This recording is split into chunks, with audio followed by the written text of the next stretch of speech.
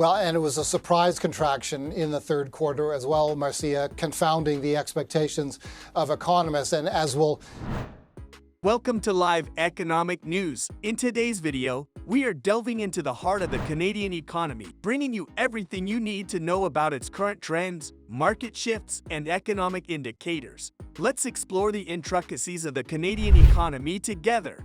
Don't miss out, like, subscribe, and let the economic adventure begin. Canada's economy, once a model of stability, is traversing a precarious tightrope. The past saw a roaring post-pandemic rebound, unemployment at record lows, and a surge in immigration. While this fueled growth, it also sowed the seeds of the present struggle. High inflation, global factors like war and supply chain disruptions, combined with domestic policy choices, pushed the cost of living skyward, eroding purchasing power and squeezing budgets. The Bank of Canada has decided to continue holding its key rate steady at 5%. The Bank of Canada's response: aggressive interest rate hikes. This dampened demand, aiming to cool inflation.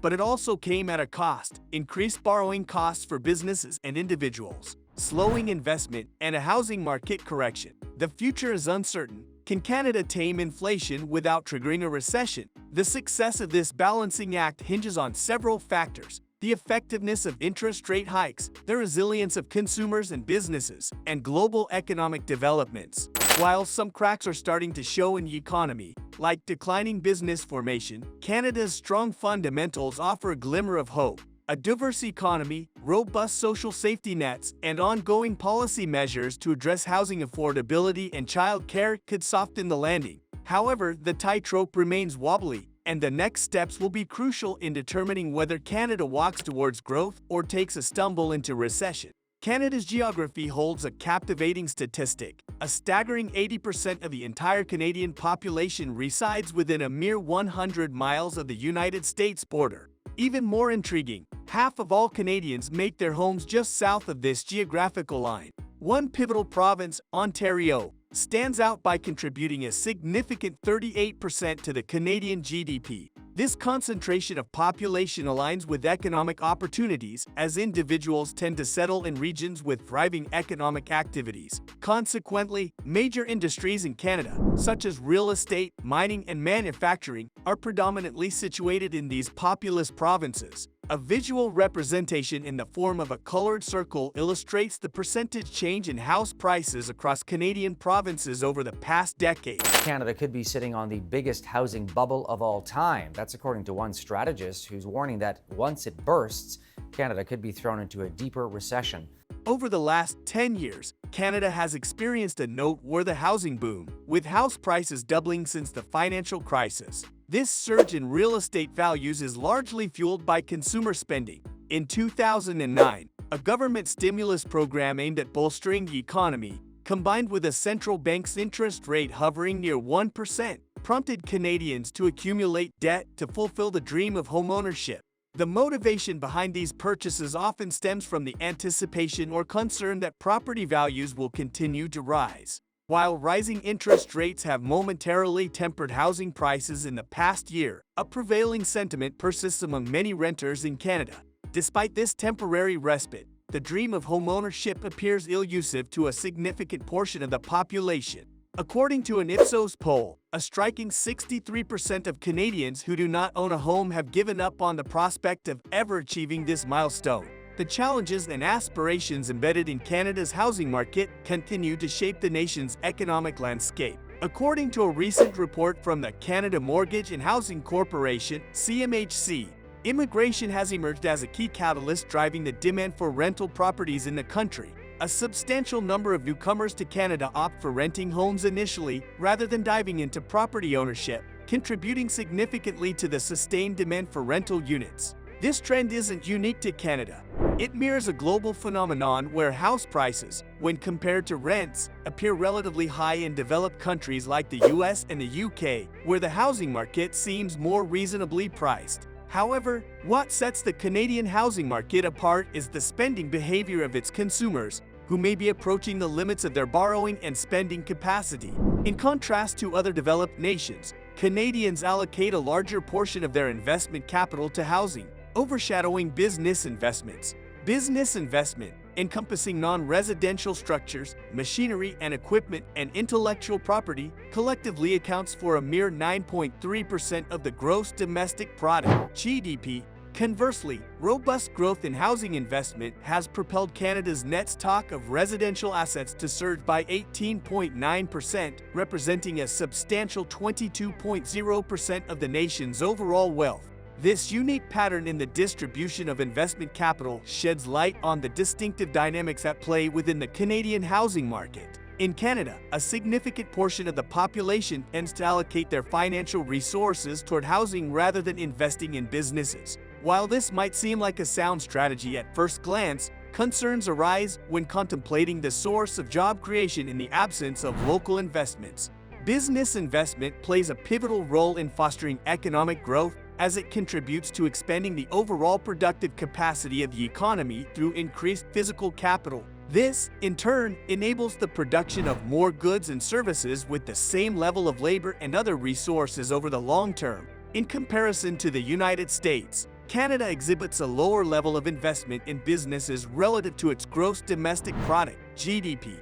Both domestic and foreign individuals contribute to business investments, with Canada relying on foreign direct investment to compensate for its reduced domestic investment. The primary source of this foreign direct investment is predominantly from the United States. However, Canadian enterprises are observed to be less globally influential, with a survey of 900 executives revealing a higher level of risk aversion among Canadians compared to their counterparts south of the border.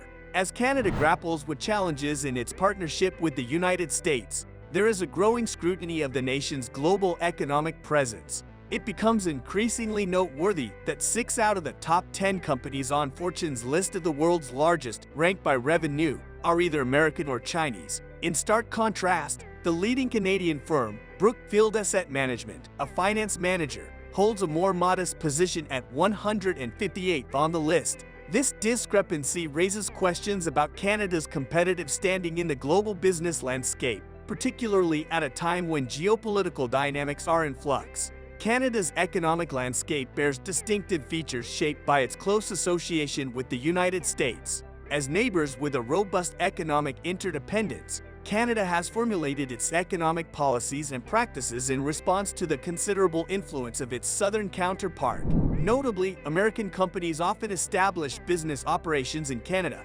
primarily motivated by tariff and tax avoidance, although their headquarters and intellectual property typically remain situated south of the border. A noteworthy trend in Canada's entrepreneurial scene is the acquisition of emerging startups by foreign entities, particularly those hailing from the United States. This pattern is partly a consequence of the tax disadvantages small Canadian companies face when going public through stock market share sales, making them more susceptible to being absorbed by larger foreign corporations. Unfortunately, these dynamics have contributed to a less productive and innovative economy compared to that of the United States. To underscore this distinction, the average annual income in Canada stands at approximately $60,000, while their American counterparts earn an average of around $80,000. In practical terms, crossing the border to the south results in an almost 33% increase in average incomes. Prosperity of the whole country and the prosperity for you and me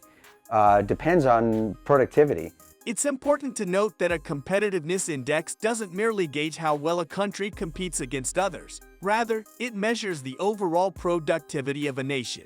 While competition is traditionally viewed as a catalyst for innovation, efficiency, and economic growth, Canada's current ranking suggests a need for enhanced productivity.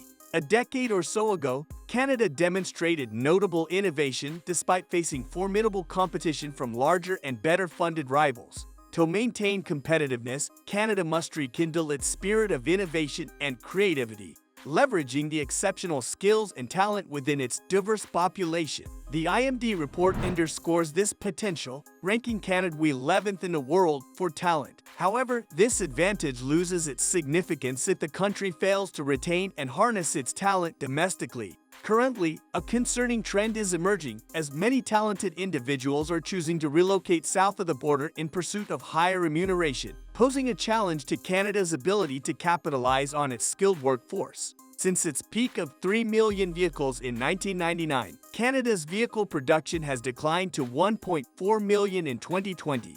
Consequently, the services sector has become a focal point for growth, particularly in financial services, real estate, and communications. Toronto has emerged as a new financial hub in North America, boasting one of the highest concentrations of financial services company headquarters in the Americas. Canada's banking system, ranking first in the G7 for the 11th consecutive year, remains one of the world's most stable. Despite economic challenges, Canada maintains its status as one of the world's strongest economies, featuring a stable democratic government, courteous and confident citizens, a favorable business environment, and a reputation as one of the least corrupt countries globally.